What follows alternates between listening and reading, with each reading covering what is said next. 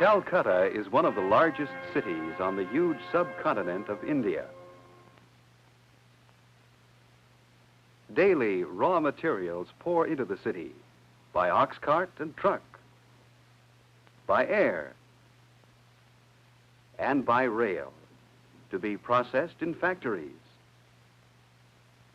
In the factories, cotton is woven into cloth. Tea is packaged for export. Jute fiber is processed for many uses. In the various factories of other large cities, hides are tanned into leather, and chemicals are mixed to produce fertilizer. Here are vast resources of coal and other minerals used in growing industries. Yes, the resources and products of the subcontinent of India have long been a source of great wealth. Yet, side by side with this wealth, there is extreme poverty. Many villages face problems of sanitation and disease.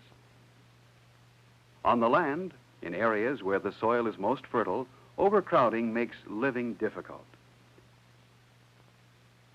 In some places, thick tropical jungle makes farming impossible. Still other areas are made up of desert land. The lack of suitable farmland is one important reason for the poverty we find. Most people live in villages, in homes made of clay and straw. In the poorer villages, life is difficult. How can we explain such poverty along with the wealth we've seen? We may find some answers by studying the geography of the subcontinent.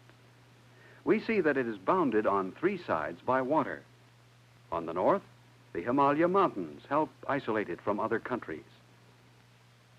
The subcontinent consists of two nations, the Union of India, primarily a Hindu country, and Pakistan, primarily a Muslim country. Geographically, we can separate the subcontinent into four regions: the northern highlands, the Indus Valley, the North Indian Plain, and the Deccan Plateau. Perhaps the most productive region is the North Indian Plain.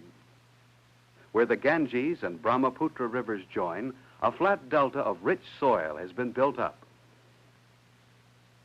Here, on the North Indian Plain, a variety of crops can be grown. Rice is widely grown on this plain, where the growing season continues the year around. Sugarcane is another important crop raised, and so are beans, peas, and other legumes. Although crop yields are generally large, individual farms are small because there is not enough land for all the people to work. This farm belongs to Krishna Singh. Krishna Singh tends his small farm much as his forefathers did centuries ago, using a light wooden plow to work the land. Although his methods are simple, the soil is made to produce. But fertile soil and favorable climate are not enough to overcome the problem of small, overcrowded farms and primitive methods. Rudra Singh, the youngest of the family, asks if the land will always be worked this way.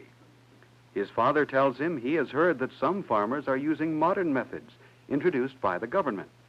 Although the government is trying to provide new machinery for larger farms, most farmers cultivate plots too small for costly machinery. So farming remains a tedious job for Krishna Singh and his neighbors on the North Indian Plain. While father and son sow their flooded rice paddy, mother and daughter are busy in the village. One of mother's regular tasks is taking stalks of sugarcane to her uncle's mill. He crushes the stalks. He places the stalks between two iron rollers. As the bullocks turn the rollers, the sugarcane is squeezed. Mother Singh collects the sugar juice that oozes out of the mill. Later in the day, mother and daughter walk through the narrow village streets to their own home. Here it is. Inside, Mother Singh begins preparations for cooking dinner. After changing her sari, or dress, she gathers her utensils and food.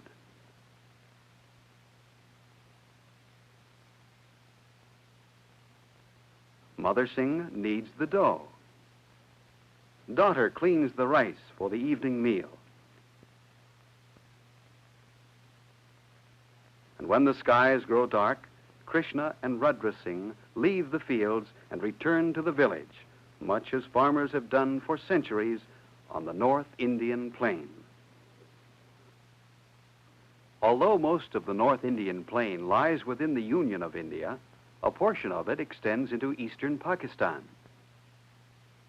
The climate here is generally warm and moist, ideal for growing jute. Pakistan is the world's chief producer of jute, a tall, fibrous plant from which burlap and many other products are made. Once the crop is cut, the plants are tied into bundles and carried to nearby streams or pools. Here they are thoroughly soaked. Soaking loosens the outer bark, which will later be stripped from the stem.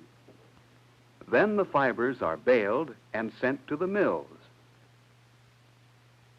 In the mills, the jute fiber is cleaned, processed, and woven, mainly into burlap cloth. Much jute milling and weaving is done in Calcutta, located in the Union of India. Calcutta is the largest city on the North Indian Plain. Along the Brahmaputra River, in the north of this region, we can see another crop for which this area is noted. In the foothills of the Brahmaputra Valley, we find many plantations on which tea is grown. The plantation day starts early as the workers leave for the tea fields. In the fields, they work among the plants, picking the young tea leaves.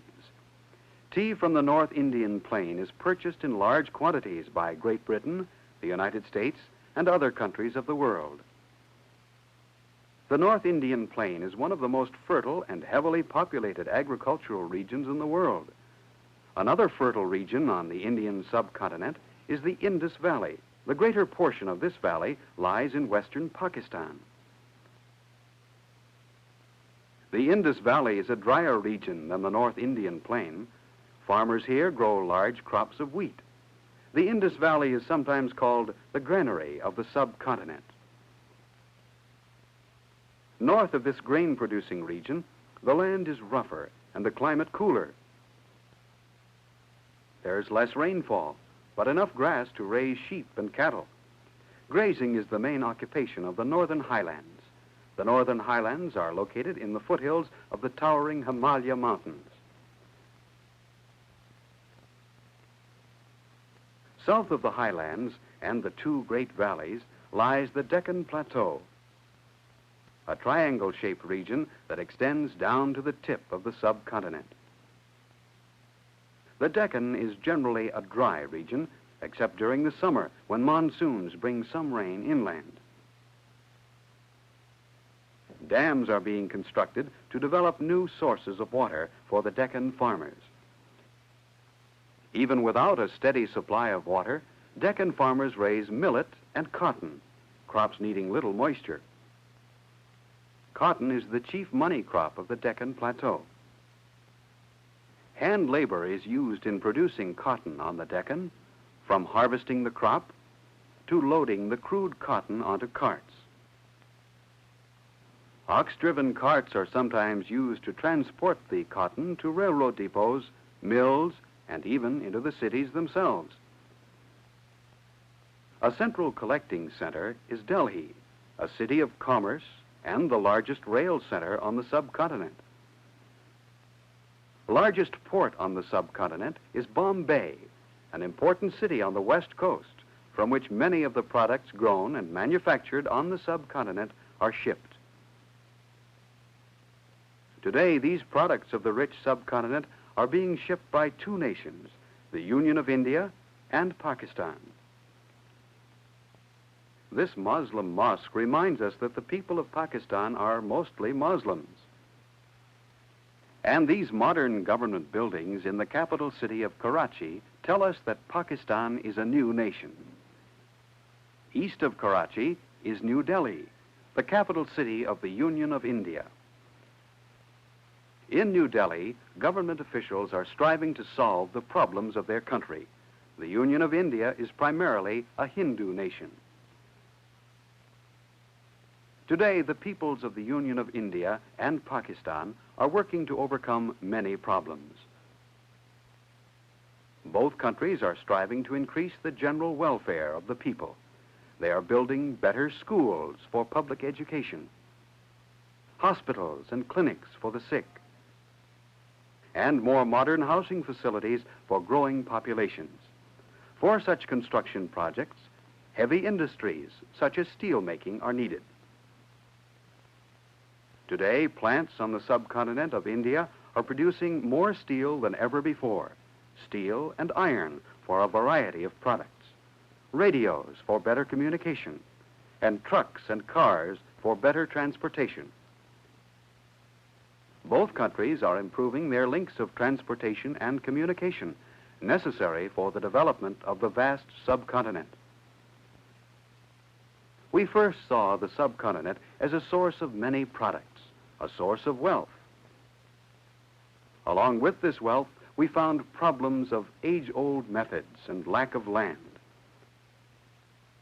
We saw some of the land, first an overpopulated farming region, the fertile North Indian Plain. Then we saw a second farming region in the Indus Valley. A third region, the rugged and hilly country of the Northern Highlands. And a fourth region of little rainfall, the Deccan Plateau. We saw that life on the subcontinent of India is hard, but that a new era is approaching. An era in which two nations are developing their agricultural wealth and industrial power. The nations of the Indian subcontinent, the Union of India and Pakistan.